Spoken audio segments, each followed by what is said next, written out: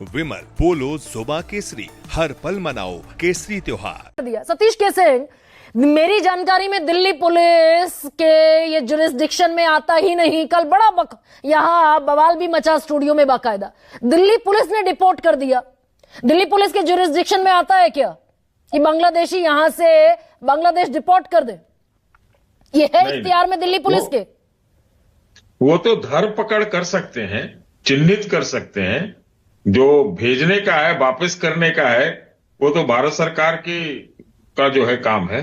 विदेश मंत्रालय का जो हिसाब किताब होगा उसके हिसाब से होता होगा।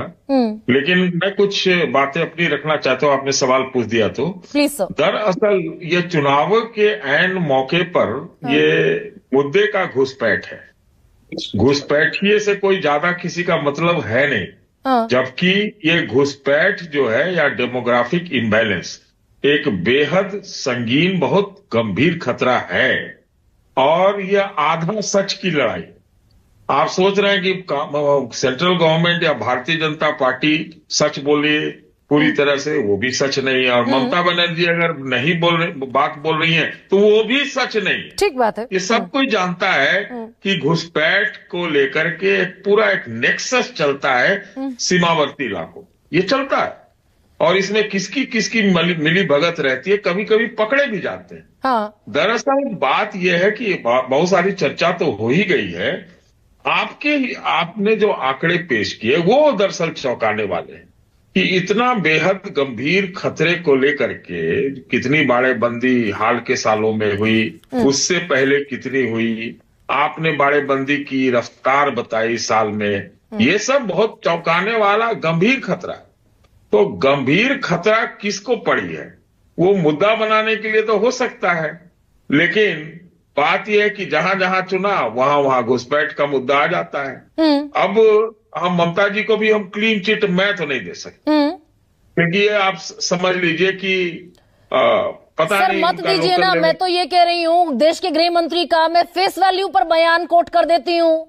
वो अगर कह रहे हैं कि बगैर पटवारी के, बगैर लोकल पुलिस के, वहां के लोकल नेताओं के बगैर किसी घुसपैठिए की हिम्मत नहीं है कोई आकर बस जाए मोहल्ले में, नहीं हो सकता ना सर? नहीं हो सकता। ही तो मैं कह रहा हूं कि मिली भगत होती है लोकल। तो दरअसल बिहार में 20 साल से नीतीश कुमार की सरकार है। वहां सीमांचल में फिर कैसे घुसपैठिए घुस गए? यूपी में एक पूरी ड्राइव चला रहे हैं योगी आदित्यनाथ की, घुसपैठिए हैं निकाल बाहर करेंगे। यूपी में कैसे 9 साल से बसे हुए हैं? सुनिए ना, बिहार में कितने घुसपैठिए मिले ये भी तो बताइए। आप बहुत सारा डेटा दे रही हैं। हाँ। तो सब लोग दे दें कितने घुसपैठिए मिले। या फिर नीतीश जी की नई सरकार भाजपा के चमक वाली आई है। हाँ। तो पीछे वहां गृह मंत्री भी वहां बीजेपी से है, उप मुख्यमंत्री। तो अभी तक उन्होंने क्या किया है? बात ये है ना। नहीं, ये तो नित्यानंद राय ने अभी नवंबर में आंकड़ा रखा कि 23,000 अरेस्ट हो गए। तो वो आंकड़ा रख दें कि हमने इतने डिपोर्ट कर दिए।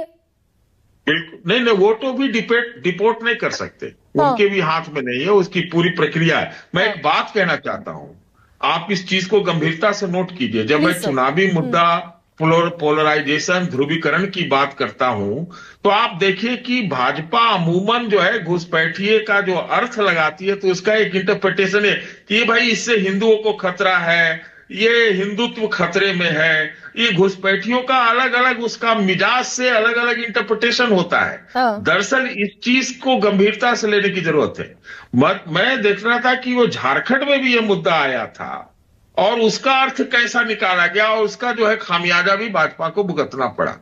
मुद्दा यह है कि जो एक गंभीर राष्ट्रीय खतरे का मुद्दा है उसको खतरे के रूप में नहीं बल्कि एक चुनावी मुद्दा के तौर पर और दूसरे को के ऊपर आरोप जड़ने के लिए या अपना चुनावी जीत के लिए किया जाए और एक कोई डिफेंड करने के लिए करे। हाँ। तो ये बहुत और गंभीर हो जाता है। मतलब आप कह रहे हैं स्थिति इतनी बदतर है कि राष्ट्रीय सुरक्षा से किसी को कोई लेना देना ही नहीं है, मुद्दा जिंदा रहे बस, कम से कम आप ये कह रहे हैं। ये तो और बड़ा खतरा है भाई। तो ये तो और गंभीरता से तो करना ही पड़ेगा। मैं ऐसे तो नहीं कह सकता, लेकिन हाँ। बाकी खाली चुनावी मुद्दे के रूप में इसको परोसना, हाँ। उसको उछालना और उसके बाद अपने आप जो आंकड़े दिखाती हैं वो अलग है। तो वही बात है ना। ममता अब अगर रविंद्र सिंह शोरान, ठीक है सर, एक सेकेंड रविंद्र, अगर